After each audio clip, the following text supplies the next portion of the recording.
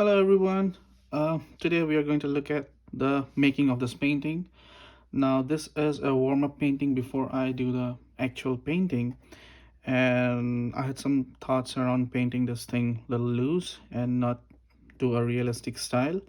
So I just wanted to warm myself up and see how things go before I did the actual painting. So I did this painting on a very cheap paper.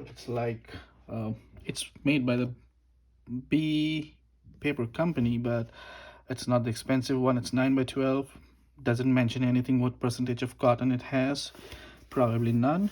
And this jumbo pad of God knows 50 sheets was barely $7 or $8. Super cheap paper, because I was just trying to try it out and see how it looks like. So I also forgot to turn on the camera while I was painting the sky. There's nothing much going on in the sky. You didn't miss much. But I turned it halfway while I was painting the sky, so you'll get the rest of it. And after I finished the painting, I took a second look at it and tried to see what was missing. So I gave these directional lines here uh, that takes the eye towards the shape, and I put a stick on this person's hand so that like he's pointing at something so that it tells a story. And pretty much everything is pretty loose, and I looked at the original reference photo to draw the picture. I just drew the outlines and that's it.